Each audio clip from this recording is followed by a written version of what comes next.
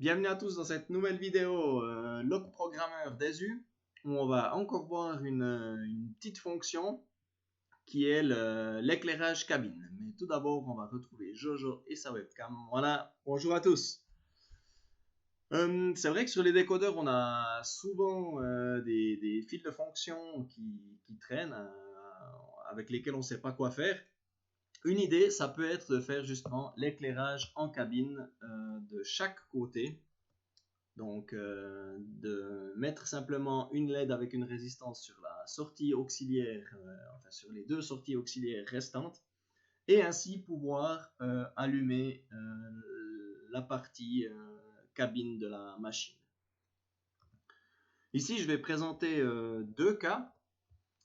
Le premier, ça sera tout simplement, comme on l'a vu dans les vidéos précédentes, d'affecter les sorties à une touche de fonction. Et le deuxième cas, on va transformer ceci en faisant un petit cycle en fait. Que à chaque arrêt de locomotive, on aura une petite temporisation le temps que la machine soit bien arrête. Ensuite, on a l'éclairage cabine qui va s'allumer. Ensuite, on aura une temporisation de 5 secondes et on va arrêter l'éclairage cabine. Donc pour ce faire, on va retrouver toujours ici notre page de configuration. On va utiliser nos deux sorties libres qui sont par exemple auxiliaire 3, auxiliaire 4 pour la cabine avant et la cabine arrière. Et ici, on a des petits paramètres intéressants. C'est ceux-ci. C'est un retard à l'enclenchement pour celui qui est entouré, un retard au déclenchement. Ça veut dire que si ici on change le CV 260.3, on va avoir un retard de X secondes après l'enclenchement de la touche de fonction. Et ici, si on met une temporisation dans ce paramètre, on aura un retard au déclenchement. Ça veut dire que quand on presse la touche, ça va attendre le temps qu'on aura configuré ici avant de s'arrêter. Et ensuite, encore une petite fonction intéressante, ça sera pour le KB typiquement, c'est de automatiquement arrêter la fonction après X secondes qu'on peut venir paramétrer ici. Ceci dit, nous allons mettre ma webcam toujours avec mon banc de test, mon petit décodeur SU Micro Next 18. Nous aurons ici le moteur de la locomotive et les éclairages cabines seront ici simulés par ces deux LED auxiliaire 3, auxiliaire 4. On va rentrer dans le vif du sujet. On a notre projet Log Programmeur. On va venir ici dans Décodeur, Funktionsausgänge. Et ici, on va dire qu'est-ce qu'on veut faire avec. Donc toujours, ce que je trouve le plus joli, on va mettre Dimmbarlicht ein- und ausblenden, diminuer la luminosité et mettre le mode LED. Pour le moment, c'est tout. On va faire la même chose pour la sortie auxiliaire 4. Dimmbarlicht ein- und ausblenden, diminuer l'intensité et le mode LED. Dans le Funktionszuordnung, on va venir ici sur notre sortie F8 par exemple. Lorsqu'on presse F8 et qu'on va en avant, on va enclencher la sortie AUX 3 qui est l'éclairage cabine en avant. La deuxième partie, si F8 est enclenché et que la machine est en arrière, on va enclencher AUX 4 qui est l'éclairage cabine arrière. Au niveau du décodeur, ici, j'ai encore mis le petit icône sur notre fonction 8. On enregistre, on charge le décodeur et on sera prêt à tester.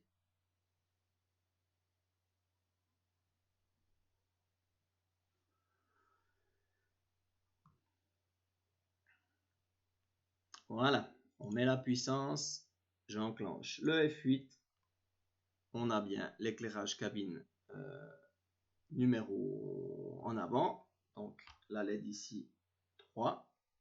Un peu trop de lumière, on voit pas bien. Est-ce qu'on peut améliorer ça? Ça va. Je change de sens. On a bien sûr l'éclairage cabine arrière qui est allumé. Et si j'avance, si mon moteur tourne, la même chose, ça fonctionne. J'éteins mon éclairage cabine. Parfait, donc dans ce cas, à n'importe quel moment, on peut manuellement enclencher notre éclairage de cabine. Ça, c'était pour le cas A. Pour le cas B, on aimerait maintenant que notre sortie s'enclenche 2 secondes après qu'on l'ait allumé. Donc ici, on va changer notre paramètre Verzögerung beim Einschalten. Et on a ici, on le voit, on n'a pas droit 2 secondes parce que c'est pas possible avec les paramètres du décodeur. Je mets une valeur de 5 et on aura un temps de 2,5.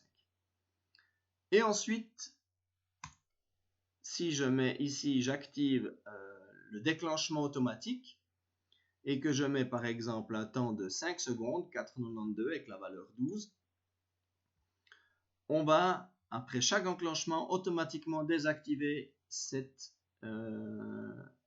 sortie. On va faire la même chose ici sur la sortie AUX 4. Voilà, 2,5, activer ceci, 5 secondes. Et on va déjà essayer ça, voir comment ça réagit. Je charge le projet dans mon décodeur.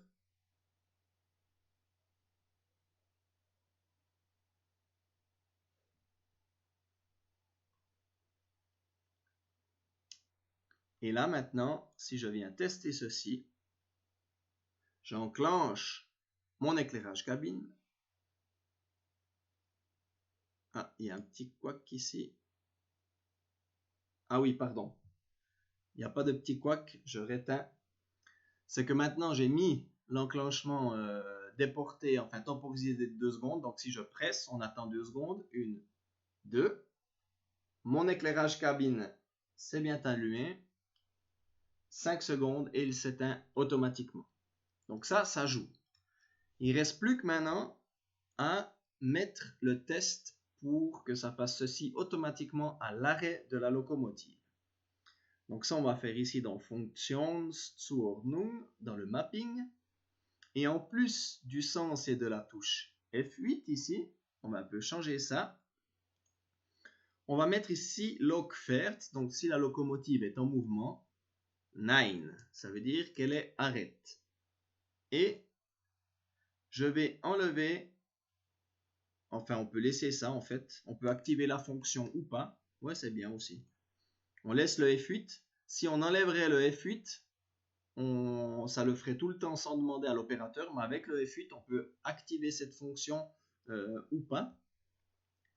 Et la même chose pour le sens marche arrière, Lokfährt, Nein. Voilà. Ce test, on pourrait très bien ici prendre ces deux fonctions et les mettre ici.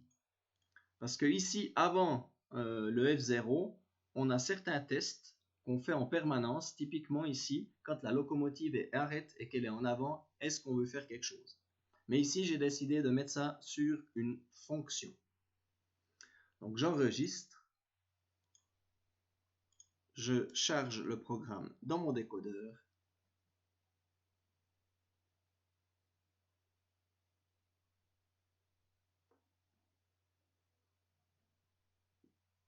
Voilà, voilà. Je mets la puissance. Et maintenant, je vais faire rouler ma locomotive. Voilà. Je roule. J'arrête ma locomotive. 1, 2. Il ne se passe rien. Effet de mot, c'est magnifique. J'ai sûrement oublié quelque chose. Ah oui. Vu que j'ai mis la touche fonction, on doit bien sûr activer la fonction. Donc du coup, j'imagine que ça va démarrer tout de suite. Voilà, je mets la puissance. 1, 2, on a bien notre LED qui s'est allumé parce que notre locomotive est arrête. Donc on va laisser faire le premier cycle. Voilà. Donc maintenant j'ai activé ma fonction. Je vais faire rouler ma locomotive. Voilà. Je m'arrête. 1, 2. La LED s'allume. Éclairage cabine. 5 secondes. Et s'éteint automatiquement. En sens inverse. Alors là c'est clair maintenant. Vu qu'on a changé de sens, il va effectuer ici l'éclairage cabine arrière une fois. Je démarre ma locomotive. Voilà, je l'arrête. 1, 2, éclairage cabine en arrière s'allume, auxiliaire 4. Donc ici, et s'éteint automatiquement. Voilà pour cette petite vidéo sur l'éclairage de cabine. Désolé pour les petits essais qui n'ont pas fonctionné tout de suite. Il y a toujours une explication. L'essentiel, c'est qu'on ait pu expliquer pourquoi ça ne marchait pas.